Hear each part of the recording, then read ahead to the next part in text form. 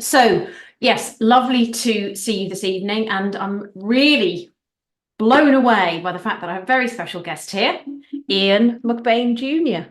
Thank you. Really lovely to see you, Ian. It's been a while. It's been a while, hasn't it? It has, yeah, And you'll too have to tell long. us what you've been getting up to. I know you've been very, very busy. I've seen your slides. I've had a sneak peek, and it looks amazing what you've been doing. So it's all lots of lovely projects to inspire people with and kind of give them the, how have you done it? That's the question, isn't it? People always want to know, how have you done it? How have you achieved it? So I know you're going to share some of that and what you've been achieving. So that's really good. So yeah, I'll give you a brief introduction, Ian, as is our normal plan. Ian McBain Jr., he used to firefight. He used to be a firefighter, and he went from firefighting in the fire service to firefighting in property until he discovered the magic of HMOs. And the rest, as they say, is history. Since he discovered HMOs, he realized that his single buy-to-lets were giving him a little bit of income, but they weren't going to change his life. And he then started to scale up his business. And now Ian is involved in all sorts of different projects. He's done serviced accommodation. He's recently done a flat conversion, which I think he'll tell you about. He's involved in doing some larger scale developments now. He's used millions of pounds of investor finance to do this. And again, he's going to share some of that with us tonight.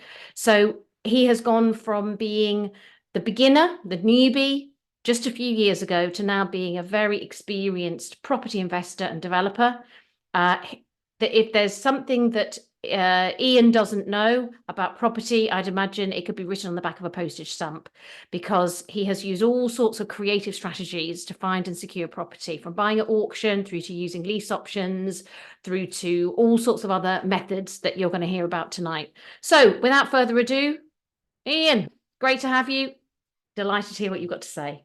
Pleasure, Wendy, and welcome to our attendees. Hopefully they're going to get some good value out of this. The talk tonight's mainly going to be HMO focused, so if you've got any kind of interest in HMOs, I've been doing HMOs for a good number of years, but I've started to go bigger and I've started to kind of explore the planning classes. And a few years ago, I went to someone else's talk actually, and he was talking to me about the planning classes, and I never really realised the power of them. And now that you can start to understand what you can do with them, but it's called sui generis or sui generis. There's a few different pronunciations of it, but if you can get your head round that strategy, it's pretty good, as I'm just about to show you. So let me open up my slide deck. So what I'll do is I'll stay here in the background, Ian. I'll be listening, but I'll keep my camera off so it doesn't distract anyone. If anyone would like to ask questions, please feel free to put them in the chat panel or put them in the Q&A section, and we'll take various different breaks through the evening and get your questions answered. Yes, I might switch off my camera as well, and then I shall get the presentation up. So it's saying it's paused. Let me see if we can just hold on, Wendy, to make sure that this is working. Yeah, no, that's fine. Before Yeah, you we've got relax, it. right? So we've got it now, yeah. So we're in business. Right, okay.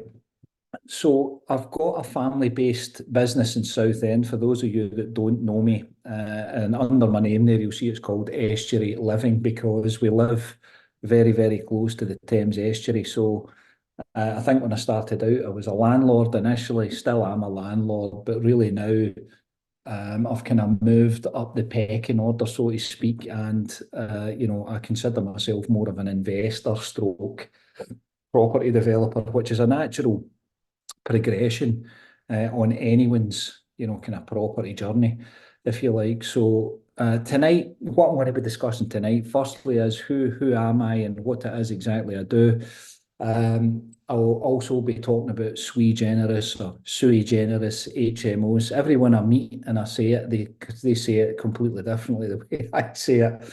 I'm going to be sharing a little bit about what we achieved in 2023 investment-wise as a family, what our 2024 investments and plans are, and then there is a phrase which I like to talk about, and that's take control or be controlled. So we can have a little bit of discussion towards the end of the webinar tonight, and then of course we can talk about the future as well. All right. So without further ado, who is this chap called Ian McBain Jr.? So at the minute we are currently operating 11 owned HMOs and a dozen buy-to-lets. Now the HMOs are a kind of mixture of sizes. We started off with 4 beds, 5 beds, 6 beds, 7 beds, and now we're up doing kind of 10 and 11 beds. I do have a rent-to-rent business as well. That's a trading business, and that kind of pays the salaries, if you like. And the investment side of the business is what I'm going to be showing you in a minute. And how that operates is anything that we kind of refinance, we pump the money back into the business. We try not to take any profits out of the business with the sole aim of that is just to keep growing it and growing it and growing it and making it bigger to create generational wealth legacy. Eventually it will replace the rent-to-rent business income, and then the rent-to-rents can go. But on the rent-to-rent side, interestingly, we've got quite a lot of 6-bed HMOs. We've got some 8s, some 10s, some 15 beds as well, would you believe? A lot of them are leased to housing associations, councils, NHS, immigration as well. So we've got quite a diverse model. If you imagine a pie and you look at HMOs as a whole, a lot of people think, well, you can do student lets or you can let them out to professionals. So we do a mix of everything. We actually don't do student lets, if truth be told, and that's because I've never had the opportunity. I've not looked at it in any kind of great shape or form. But what I like to do is, although I'm an HMO operator, I've got loads of different strategies within HMO which help to diversify the portfolio. Over the years, we've used family, friends to raise private finance, but as we've kind of got bigger and using the banks sometimes can be slow and stop, we've used pension funds as well. But at the minute, I've got a few good private investors that will lend to me on a phone call as long as the security's right. And at the minute, I've got 3 projects and I've got about 1.5 million of investors' finance deployed in those projects. So typically what I do is borrow the money for a year, do the project, refinance it and pay the investor back. So what I'm up to at the minute is around 3 projects a year. So 1 sui generis HMO. I call the next strategy 1 low-hanging fruit. What do I mean by that? That might be a buy-to-let that needs no work done and I can just secure it in an option and add it into the portfolio. Or it might be doing an HMO, 6 bedrooms under permitted development where there's no planning required. And you're just in and out in 6 to 12 weeks. And developments as well. So I've started looking at plots of land, building out commercial to residential developments, or maybe knocking down a warehouse and building some flats on it. So I've got some offers in at the minute. I've got planning in for a couple of sites as well to build straight out the ground. And the kind of goal with that is to sell after, build it out and then sell it. But typically, without giving you any fluff around this, these developments can take a while. My last development took a year to get planning. It took 6 months to build it and 6 months to refinance it. So if you were selling that right now, it would be a year to get planning, 6 months to build it, and probably 6 months to get the buyers before you get your money back. So, if you're doing a development to sell, unless it's already got planning, it can be a long game strategy. So currently we've got our own build team. I don't actually employ the guys directly, just for clarification. But I've got some guys that just work for us exclusively. They don't go and quote what other customers or stuff like that. What I've got going on, I just say to them, right, you're finished that in 4 weeks, you'll be jumping onto that next. I've got planning in coming in for that. So currently the 10 bed, which I'm going to be talking about later on in the presentation, that property, they're about 4 weeks out on that, and then once they're finished that, they're going to be jumping on a 1 bed flat, and then after that I've got another deal potentially lined up for them. How we get a lot of our deals as well is from leaflets. So we've actually got a leaflet business bolted on to current business. This great HMO trainer and property investor and crew, I don't know if you've heard of her, name's Wendy. She actually told me this strategy where it's the triangle. So you're working in triangles, and if you've got deals coming in at one point of your triangle, if you've got a great build team at the other point, and you've got some finance coming in at the other point, if you've got those 3 points correct, then your business looks amazing. And I would say in the last, or maybe since COVID finished, we've been really focusing on those 3 points of that triangle. And now we're starting to see some traction with it, which is really, really good.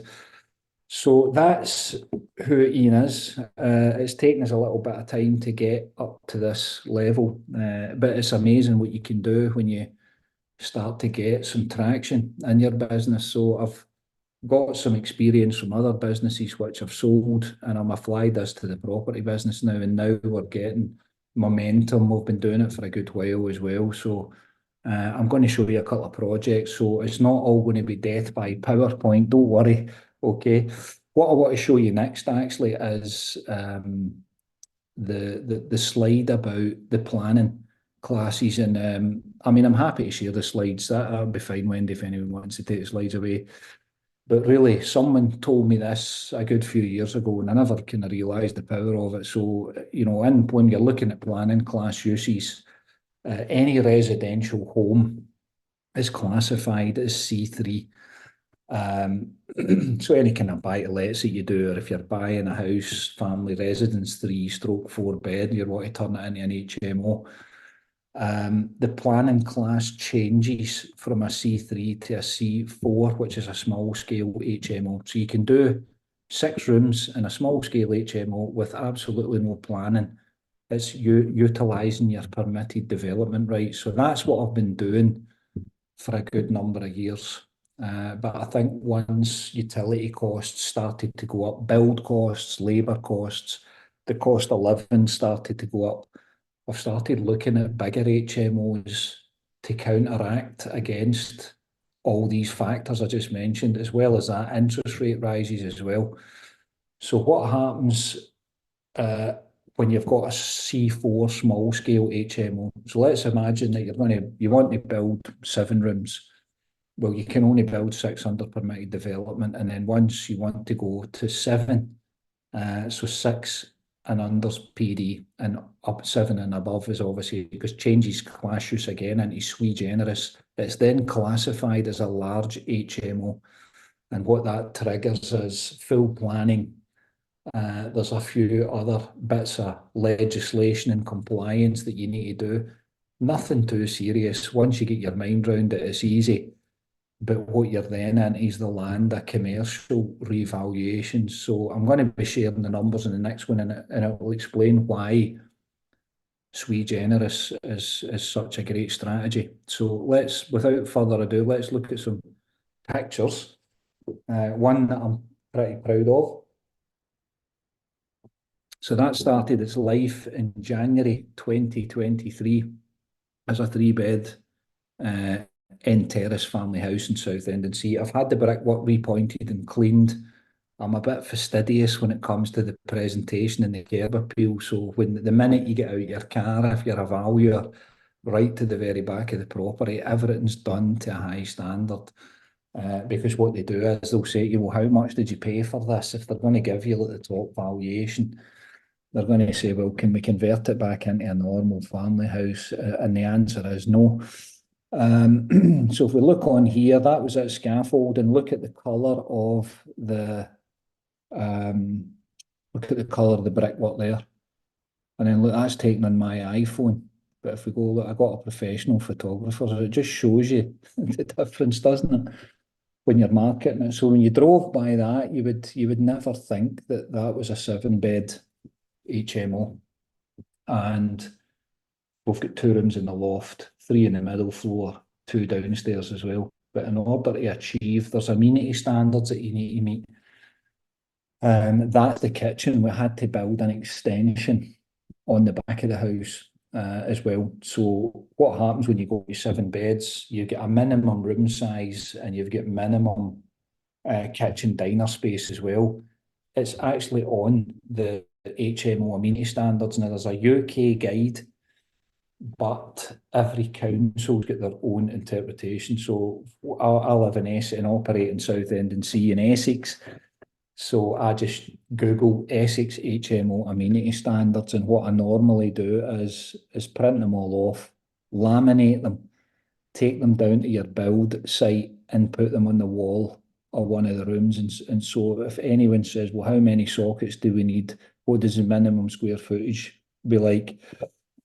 There is good architects out there that can make it a good drawing, but if they don't understand the amenity standards, they could make this, if this space was too short, for example, the council will come out and look and say, well, you can only use this as 6 rooms. So it's pretty critical to get the amenity standard room sizes. So shared accommodation, dining rooms, living rooms, and I only really realised this as I've started to get into bigger HMOs. So I know now when I'm looking at a floor plan, I'm like, right, that'll work. But I'm looking for a pretty big property. This, although this is we got 7 rooms out of this, I actually like bigger HMOs, but we did well when you see the numbers. This property actually we leased it to the NHS, so this is just one of the middle floor bedrooms. Get back-to-back en suites with the other one. Because we leased it to the NHS, we never had to furnish it. They furnished it themselves. So that's literally a marketing photograph before they moved in. So we've probably saved around, I reckon, about 8 to 10,000 there on furniture. We had to leave them appliances, but we didn't have to put in beds, wardrobes, chest of drawers. They come and supply all that, which is good. So because I'm in screen sharing mode, I can't see anything in the chat panel yet. But yeah, it's all right. We're all just open-mouthed, Ian, going, wow. Yeah, okay, lovely, cool. lovely. So Particularly that kitchen. Love the kitchen. Shall I keep going? You keep going. I'll Right, okay. I'll No jump problem. in Right. if there are questions. Yeah, Oh, okay. there is a question from Ida. Hello, Ida. What did the NHS do with it? If you leased it to the NHS, what are they doing with it now, Ian? They're just renting it to nurses. So There we what go. they do is, here's a little quick story for you. So the NHS, as we know, are critically understaffed. We find that a lot of British people don't want to go and do the work. So what they do is the NHS go abroad and procure doctors and nurses. So they go to Pakistan, Sri Lanka, France, the Philippines, Nigeria, you name it. And they bring, so this house, if you like, so let's go back to the front of the house. This house is almost like a halfway house. So what happens is the NHS lease the whole house off you. They'll lease the 7 rooms for 1 to 3 year contract, and they bring the doctors and nurses over from whatever country they fly in from. The South End's got a training hospital in it. So they go during the day, do their training. At night, they need to study. After 3 months, if they pass their exams, they get seconded to go to any other hospital in the UK. So the doctors and nurses could come to this house for 3 months. They go to the student hospital, they do their training, then they get placed all over the UK, and then the house might lie empty for 4 or 6 weeks, and then the next batch comes over as well. So all we do is put in super fast Wi-Fi, broadband, all the appliances. They supply the furniture, and there you go. So I started off I gave them one house about 2 years ago, and now I've got about 6 HMOs lease to them at the minute, which is brilliant because they're great tenants. They always pay on a certain day of the month. I think it's the 13th. And there's no voids, if you like, so you don't have paperwork with moving people in and taking deposits and all that. The deals with the NHS, so we just deal with the NHS. And Ian, can I ask you a couple of questions? So, Yep. are these rent to rent ones that you have? These Got some HMOs? rent to rent, but this particular one's owned. Okay. This Gordon Road one's owned. And are the rents good that you get from the NHS? Typically between £700 and £800 a room. Okay, yeah. So very much So, market level then. yeah, market level, yeah. I mean, they like the en suites, which is Mm. good. So that's always I mean, it's a strong selling point in any market, but they do like the kind of en suite, so they'll pay a little bit more. But it's a good strat. I mean, there's loads of these providers out there. I think I've said this in many talks before. I think there's a demand in every town for something. You just need to find out what that something is. I've went to the hospital, spoke to the accommodation officers. I've put adverts in Gumtree, Facebook Marketplace. I've went on their Facebook pages, messaging them. So you just need to put yourself out there, go networking, go to business events even as well. There's the Essex Chambers of Commerce that you can go and meet a lot of other businesses. And you just need to speak to the accommodation people or procurement people, and you never know, So Great. there we have it. Any more questions, or shall I crack into the numbers? Right, quick one. So the NHS manages the house for the term of the lease, is that right? Yeah, Yeah. And is it an FRI lease? it's not. So No. we do the maintenance. Okay. To be honest, on a house like this, because it's brand new, the maintenance is like zero. That's another thing I've found, and it's a good point for the people on the call tonight. A lot of the rent to rents can be maintenance heavy. But what I like to do in these, I like to look, I know it sounds crazy, but I like to look like 20 years ahead. So, this particular house we've spent like 200k on, but it's got a brand new water main coming in from outside in the street. It's got brand new windows, brand new flooring, brand new pipework, everything has been replaced. So actually going forward, your maintenance costs are like kind of minimal. I mean, I would love to get an FRI lease, but listen, I don't want to rock the boat. They're good rent. They don't cause me any hassle. You don't have any parties or no antisocial behaviour, nothing, no voids. It's great.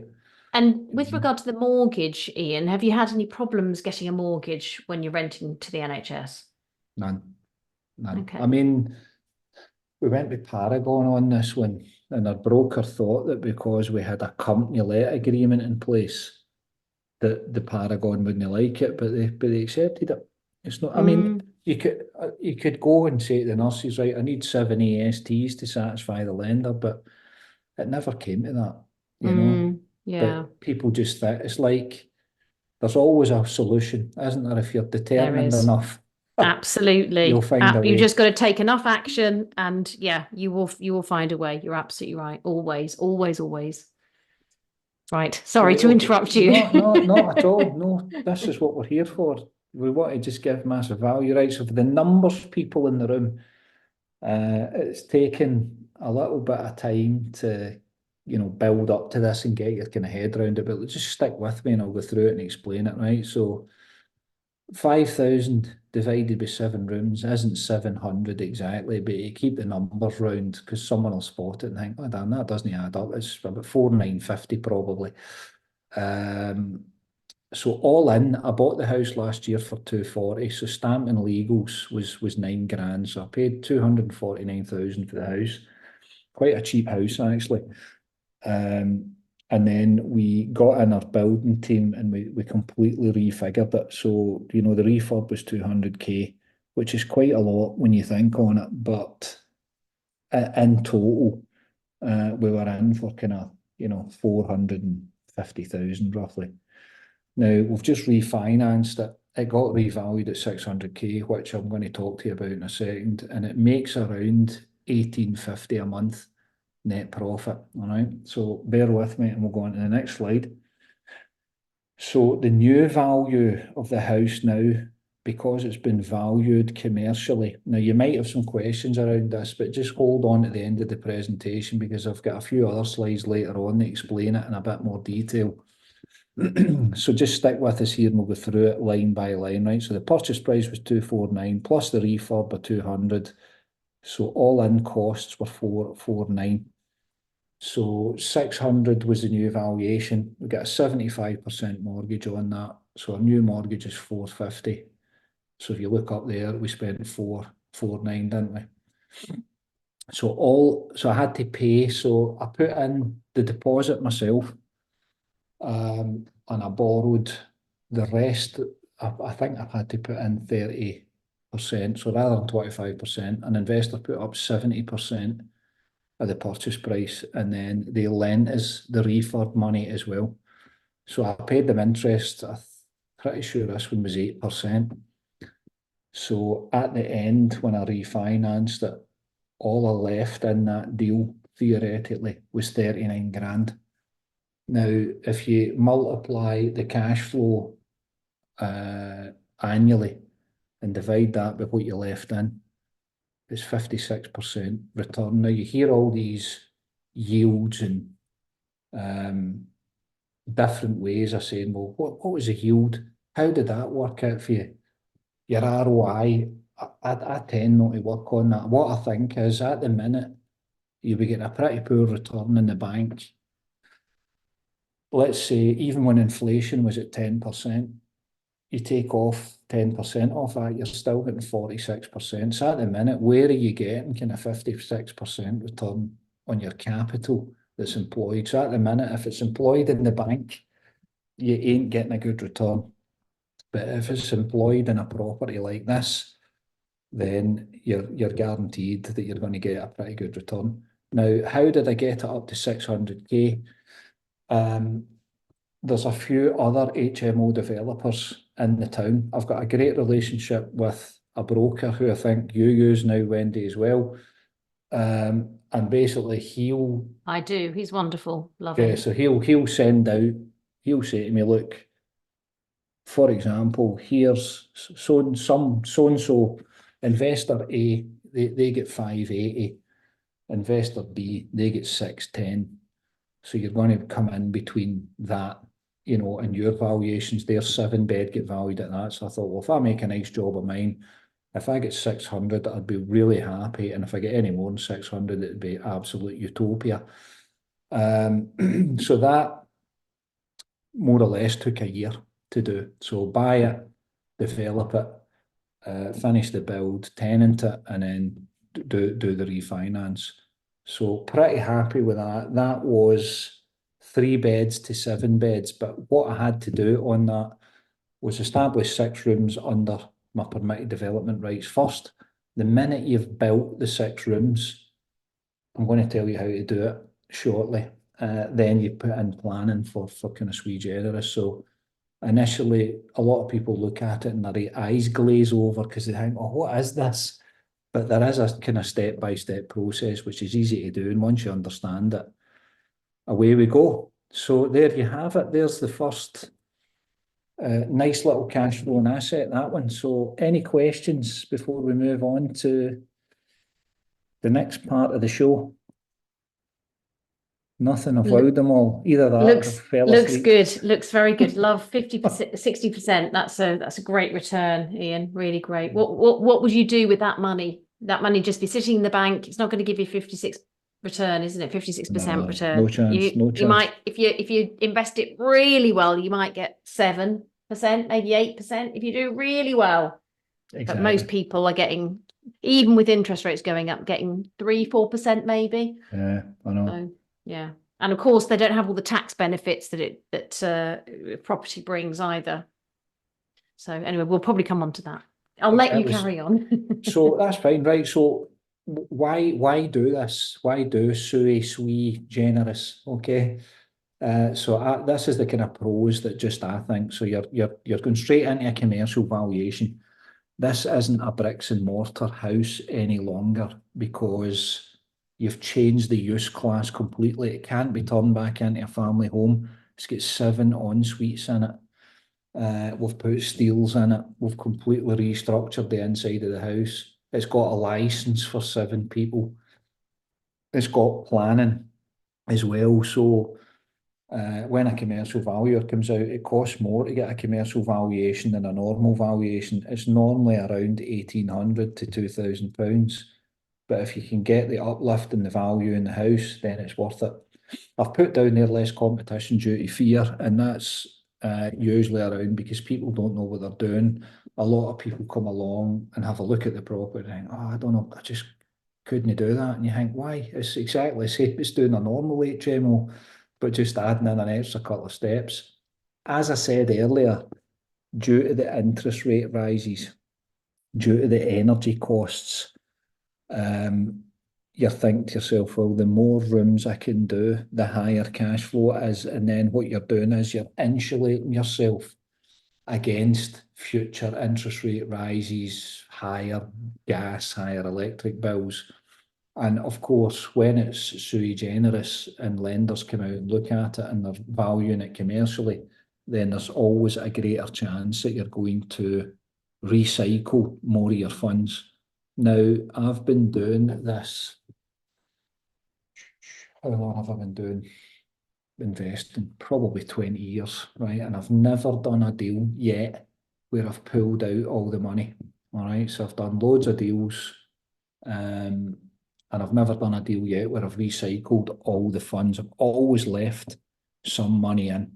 I've left a bit of fair chunk of money in. I thought, well, I might just sell that. But over time, father time's a great thing, isn't it? And you just grow in it, and it exceeds in it. Capital growth takes you out of it. Right. So anyway, we've talked about the pros. We better talk about the cons. So the planning, that's one of the cons because you can't control it and it takes time. So if you're dealing with Southend Council, probably like any other council in the UK, they're so slow and they always ask for an extension. Oh, so-and-so's off ill, can we have an extension? And you're like, no, you can't have an extension at a time. I want a decision. Well, we'll just refuse it and you'll need to go to appeal. You're like, okay, I'll have an extension. So it's just incredible. So that's one of the things that, you can't control. That's how I was talking at the start about the low-hanging fruit. There is a little bit more legislation around it. So, and what do I mean by that? So you've got your standard building regulations that you need to do. So, flow of water, radiators, heating, windows, all that kind of stuff that's pretty standard, fire alarms, smoke alarms, heat detector. But when you go into bigger HMOs, there's things like thermal upgrades that they look for. Things like the walls and the roof and stuff like that. So saying, oh, hold on a minute here, you've changed the planning class use. So we want we want more render, we want insulation, we might want solar panels, we want energy efficient, water efficient toilet systems, we want better upgraded heating controls, all this kind of stuff. Now, I've stood on site with my architect, building control, and my structural engineer, and every single one of them's got a different interpretation.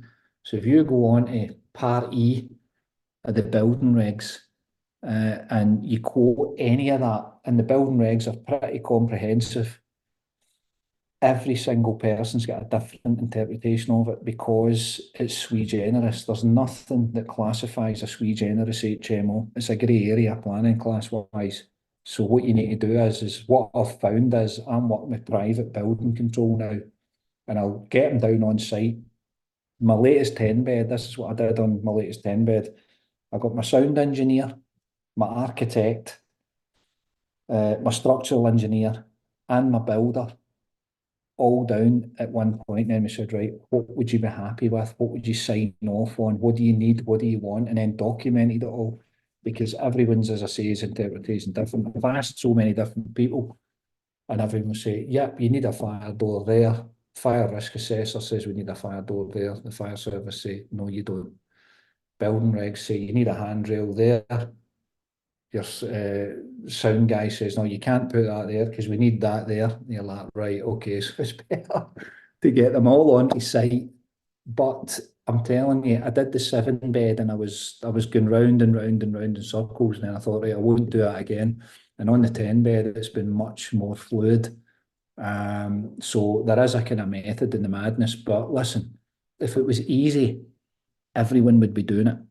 And the great thing about doing one of these is, if you get the commercial valuation, you're locking in about 150 grand of equity, plus 20 to 25 years of fantastic cash flow. So it is worth it in the long run.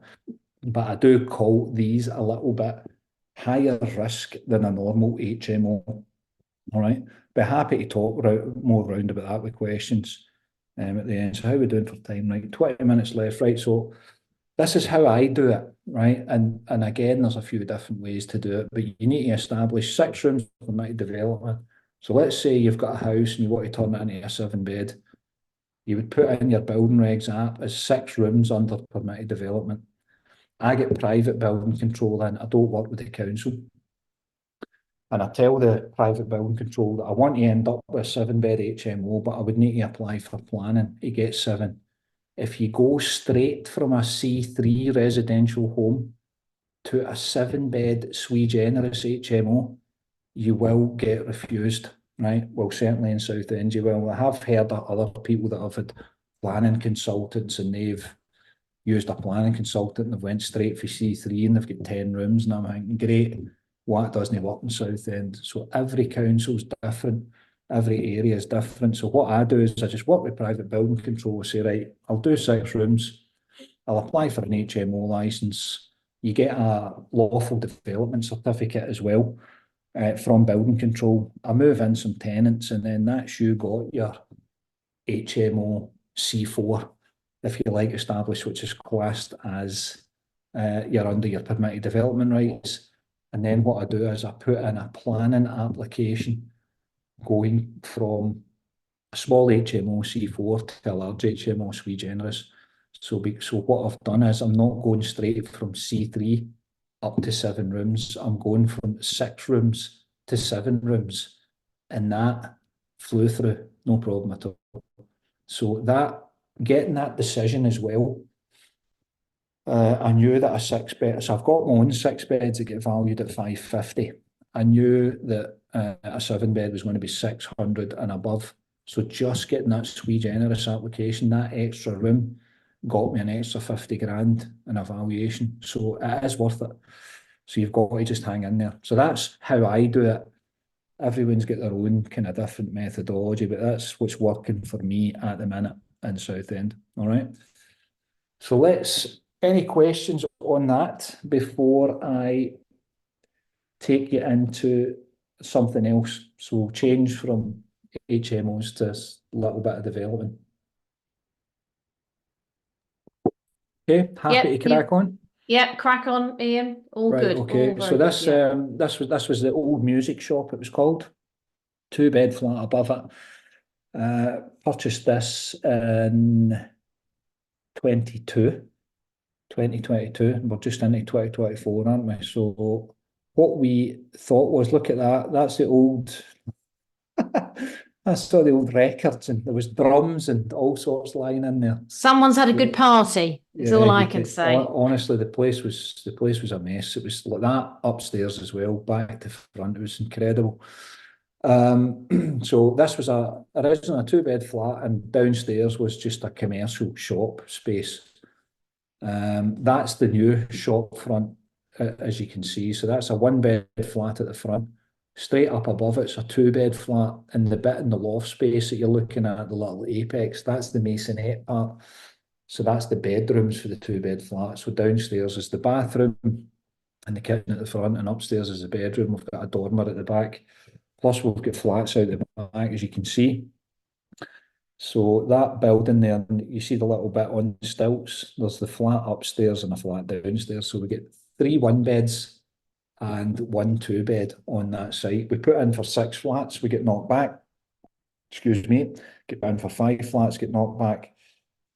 Put in for 4, knocked back. Then we get 3 granted, then we get 4 granted. And actually now we've got an application in for a 5th, which is a separate flat in the back garden. So I'm hoping that we're going to get that granted soon as well. So the purchase price of that was remarkable, really good. It was up for 280 in an auction and it never sold.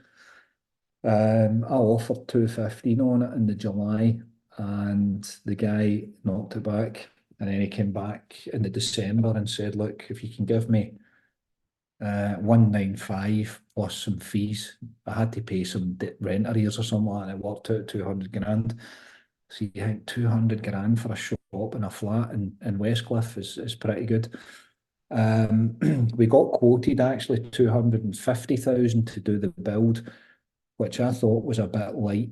But I worked on, I put a kind of 10% contingency on that, so it would have taken up to 275. But what it actually cost, we made a few mistakes, which I'm happy to share. I don't know if you've heard of these SIL payments. It's a CIL, so it's Community Infrastructure Levy. There's payments. There's a payment that you need to make to the council if you're doing any building work. So because we started, I think the SIL payment was 2,500, and because we started the build and hadn't paid the fee, they fined us 2,500. So about 2 weeks into the build, we got a fine in for 2,500 quid. So we had a few bits, and obviously the refurb was more. But actually on this one, after about 20 years of investing, I'm pleased to tell you that the cash left in this deal was 0. Which is wonderful. So the kind of gross monthly rent on this one's 4.2. That's 3 flats at 1,000 and 1 flat at 1,200, and the cash flow's around 1,900 a month for these little 4 beauties. So we've got another 4 brand new flats. So that was worth it, wasn't it? Sorry, I was going to say, Ian, a friend of mine also got very badly burned on SIL because the rules changed, didn't they? And they were calculating SIL on the basis of I think the number of units you were creating. You had to, I think, is it 4 and over you have to pay SIL for. I think it differs council per council, but anyway, where she was working in London, I think it was more than 4 units she had to pay the SIL on, and or maybe more than 5. Anyway, I can't remember. And then they recalculated the SIL because new rules came in, and so her SIL payment went from £20,000 to £180,000 literally overnight, and effectively it made the development completely unaffordable. They've done it. They've still got 3 flats to sell. I think they did 20 flats in the end, but she won't make hardly any money from the development. So you're learning or you're earning is a phrase that comes to mind here. Fortunately, you've got the luck of the Scots there, Exactly. Ian. And then you got out of it okay. She was selling them though. She was selling these flats, and she didn't want to keep them. So it was a different exit strategy. And I think it just goes to show, doesn't it, that when these things do, you will always have the unexpected. If you're growing, if you're out of your comfort zone, if you're doing something new, there will be unexpected costs. You cannot predict it all. But there's always, with property, another exit, and that's why I think it's such a powerful asset. We once did a flip. I may have told you about this one. We once did it. We bought a property at auction. I was very confident with the figures. We did it up. We refurbished the property, and then the valuation came in, I don't know, £10,000, I think, lower than we were expecting. And it basically didn't make it worthwhile flipping it. It was actually better to keep it. So we still have it now. We ended up putting it on a buy-to-let mortgage, and it's rented out to a lovely family. And actually it's gone up incredibly in value. But at the time I was really disappointed because I thought, oh, this is going to be our, we're going to start doing flips now. And we kind of went, oh, we're not very good at doing flips. We'll go back to HMOs. We can do those. But, actually it was still good we did try it. And I think now we probably feel we know what to look for. We know where the pitfalls are. We perhaps know where we slightly overspent. Maybe we even didn't quite calculate the market value of that property correctly at the beginning. So yeah, you're earning or you're learning. That's always the phrase I Exactly. use. It does. A lot of it's luck. I mean, you can analyse the deal, but we had the roof at the back needed replaced, and it was like £1,000 to patch it, or £5,000 for a new roof. And you're like, well, let's just do £5,000 because you want to retain the asset forever, and you don't want to be going back in a year's time and doing another kind of roof repair. So we had a few bits like that. I mean, there was a lot of kind of learning points on this. We debriefed at the end and said what we would do differently on the next one. But things like the rubbish that I showed you in that shop front, it was like £8,000 to clear the rubbish, and I think we budgeted like £3,000. So you think £5,000 over on rubbish, but it's crazy. But anyway, we managed to get the right valuation, which was good. Hold on. I think because I've went off piste now, it's it doesn't like what's going on. Sorry, that's my fault, Ian. I've that's all right, no problem. you. Right, so here we go. So it was formerly a shop on the ground floor with a two-bed flat above. It's the first deal we've ever done recycling our monies. It got revalued. We actually worked our numbers out originally in 700 GDV. So the gross development value we thought when we bought it would be around 700k. So we're pleasantly surprised that it came in at 750. So to keep the numbers simple, the purchase price was 200 plus the refurb is a total of 500. So 750,000 times 75% is 562 as a new mortgage. 200 back to us because we bought the building in cash. 300 to the investor. Plus 42 grand interest, and that left us 20k surplus. So we actually paid everyone back and got another 20k out of that deal, which is amazing. So if you just want to stick with us now, and this was the part I was saying about the 2023 numbers. So well, let's go through it line by line. So if you were just thinking to yourself, what would a good year in 2023 look like, even 2024 or 2025. So we bought a 3-bed house in the flat in the shop, as you've just seen. There was a combined purchase prices of both of them. And then the third line down's the new values of both of them. So 1.35. We've taken the rent from zero, if you like, to 9,200 a month. We left zero in the flats and we pulled out the surplus. We left the 39 in the 7-bed, as I explained earlier, but actually we got 20 grand back. So 39 minus 20 is 19,000. So put a big yes in the chat panel if you would pay 19,000 to buy those 5 beauties, 1.3 million assets. So there you have it. So yeah, that's what you can do when you play to win, if you like, and you just go out there and take action, which I've always done, which is good. But yeah, delighted, absolutely delighted with that. I mean, if I could do that for the next 5 years, I'd be pretty happy. So well pleased with that little result. Right, okay. The last deal of the evening. And this is one where we're going bigger. I keep saying 10-bed. You might have noticed me saying 10-bed, and you'll see on the slides here we're saying 11-bed. Okay, HMO. All will be revealed in a minute. Okay. So this is it. As you can tell, we're still working on it in a minute. The scaffold's down now.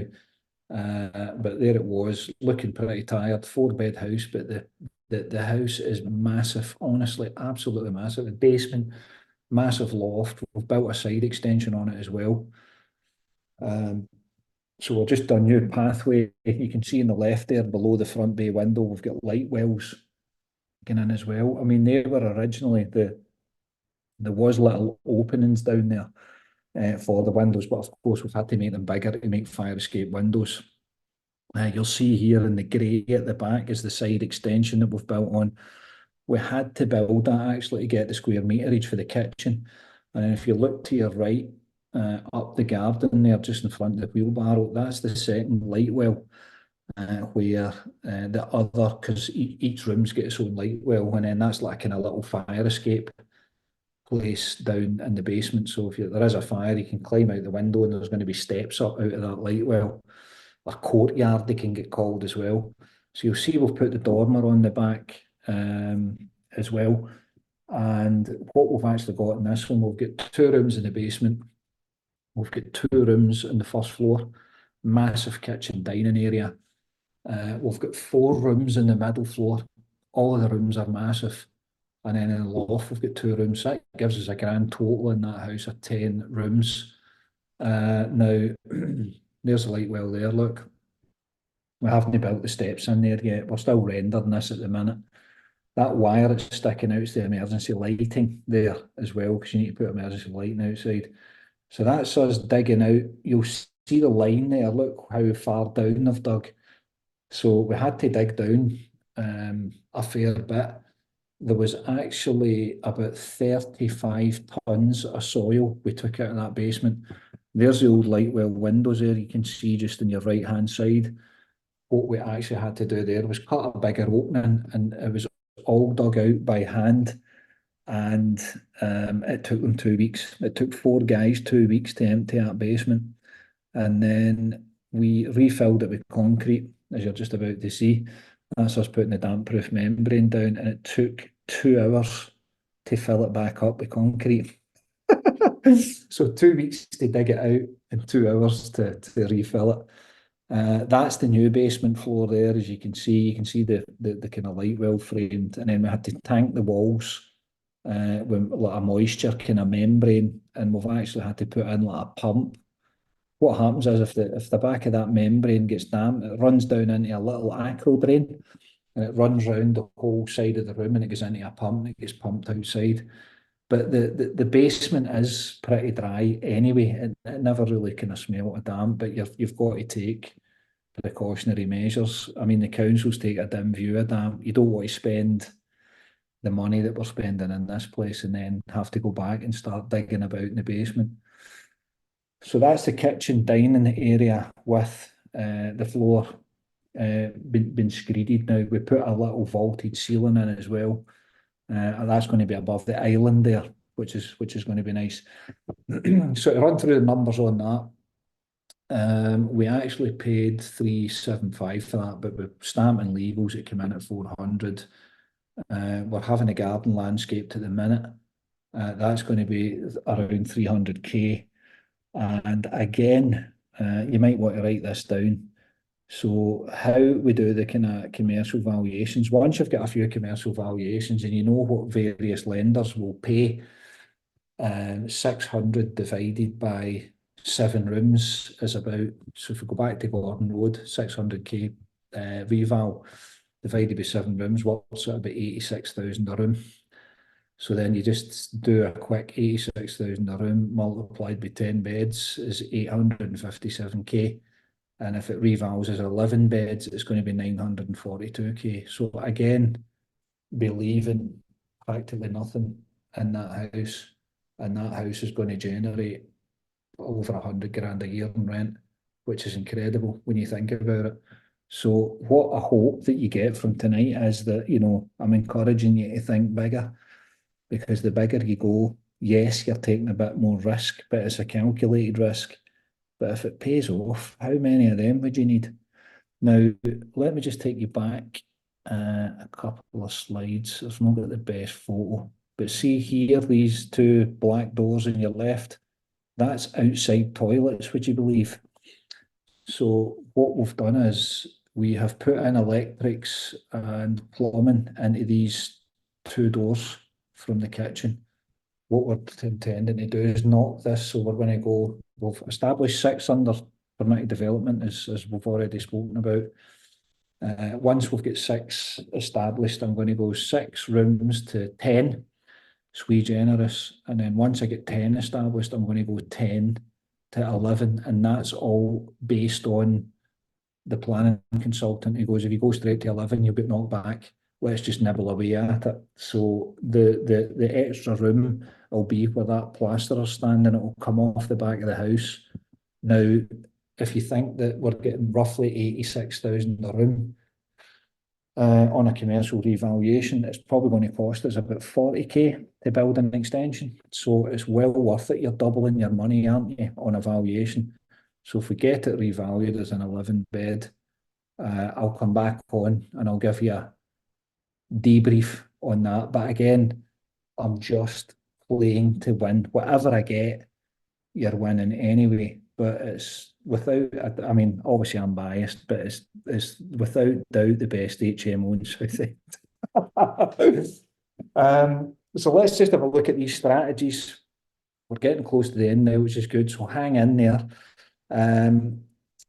I'd like to do a sui generis HMO, 1 to 2 a year, and they take roughly about 20 weeks to build them out.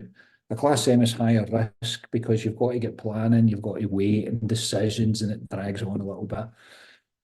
Buy-to-lets with the low-hanging fruits or small HMOs, they're kind of in and out in 12 weeks, done, let, away you go. And then developments with or without planning to sell for a profit, but that can take a couple of years before you see any kind of real profit return to that. There is another HMO investor, Wendy knows him as well. His name's Mike Frisby, and he did a talk for us probably a couple of years ago, and he uttered this statement: take control or be controlled. And actually, I think that just pretty much sums up where we are in the economy right now. So, you know, if you're in a job, you're being controlled by your boss, you wouldn't be going in and saying, well, listen, I need 100 grand a year pay rise. These are the kind of things that these things can do for you. So I always think to myself, right, no matter how much in the hole I find myself, how much grief or hassle I've had, I just think, do you know what? I'm in control here. All right, I might have to wait for a planning decision, but I'm taking control and I'm controlling my future as well. I'm controlling my family's future, which leads us in nicely to talking about the future. And we know the population's continuing to increase. We know the demand for housing is at an all-time high, record-breaking, and believe it or not, the government have actually created it. And now they're eating their words very quickly. Rents, as we know, I mean, some rents have started to come down in some areas, but I think over the time they're always going to continue to increase.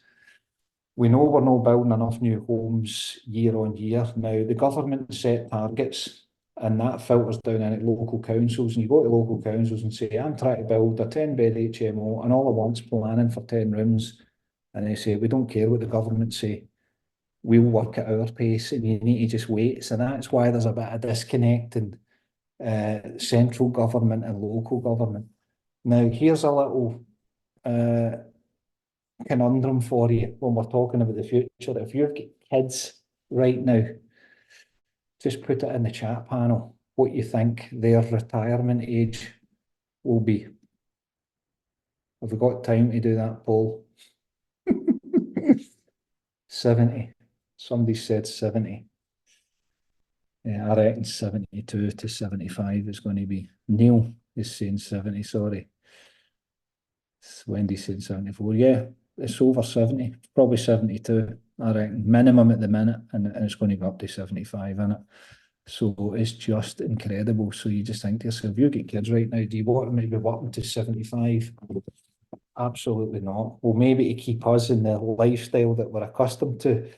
Right, so let's just finish off then. So listen, I never really kind of thought about this before. I've got HMOs. Some of them don't have converted lofts. Some of them don't have converted basements. 2 rooms in your basement or your loft, right? So let's just use York Road as an example. 800 a room times 2 is £1,600 a month. I used to go and fight fires for that money, all right? 1,600 a month times 12 months is just shy of 20k annually. And then if we add that up over 20 years, look at that. I've nearly bought the house. Those rooms have paid for the original investment. So the loft would get me back my refurb money, and the basement would get me back my original purchase price. So when you're looking at doing investing, a lot of people think, oh, I need this in the next 7 days, 90 days, a year. It's long game. You've got to play the long game. So you want cash flow now as well as kind of future appreciation. So if that makes sense, give us a thumbs up. And if you want to get in touch with that handsome chap there in the photograph, I do post a bit up on Instagram about what I'm up to. My mobile's on there and my email. But as I say, if Wendy, if you want to share the slides, I'm happy for that to happen. And then if you want to, if anyone's got any questions that I've missed, then I'm happy to answer them as well. Right, yes, a couple of questions. So I'll just go to Ida's question first of all. So she wants just a bit of clarity on the whole way that you go from, let's say, a 6-bed to a sui generis 11-bed in the case of the larger development there, Ian. So how have you stepped up that growth, if you like? Let me flick on my camera. So I'll stop the share and then, yeah, right. So that's a good question. What I always do is I tell building control day one what it is I want to do. So if it needs thermally upgraded, I'll do it. There's nothing that they can come back at the end and say, you haven't done that.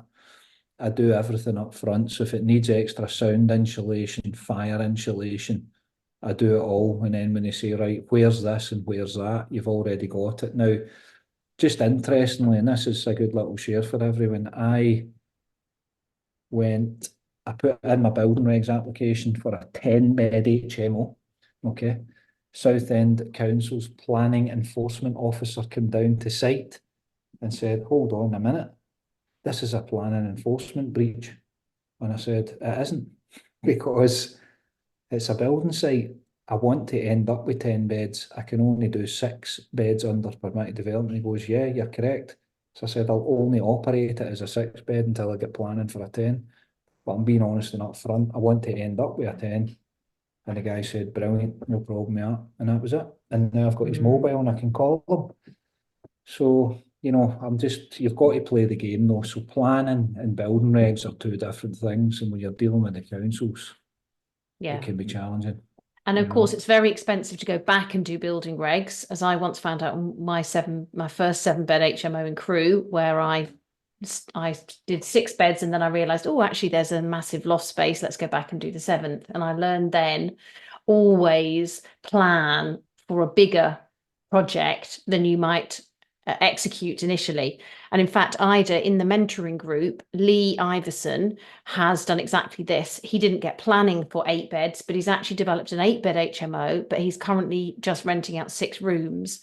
In fact, I need to find out from him because he had his valuation last week. So he hasn't actually finished those 2 rooms in the loft, but he's going to run it as a 6-bed, and then he's going to reapply for planning and get the 8-bed once he's established a use case for the 6-bed, because then it's very hard for the planning to turn around and say, well, no, you can't have it, because you think, well, it's only an extra 2 beds. I've established C4 within permitted development. All I'm doing is adding another 2 beds. And I think particularly you actually, although planning is not supposed to be swayed by the quality of the development, I think they're like any human being. If they see a good development that's offering good quality accommodation and it's well run, and of course nowadays with planning you have to also make a lot of you make a lot of promises about what you're going to deliver in terms of waste storage, bins, sustainable transport. All of those kind of categories have to be met as well in your planning application. It's not just simply a case of saying, right, here's the proposed floor plans and this is the site plan and this is the location plan, give me my planning. It's not like that, as I'm sure Ian will tell you. But I think that if a strategic way to do it is to go to 6, establish, and then go to 10 or 11 in the case of Mr. McBain.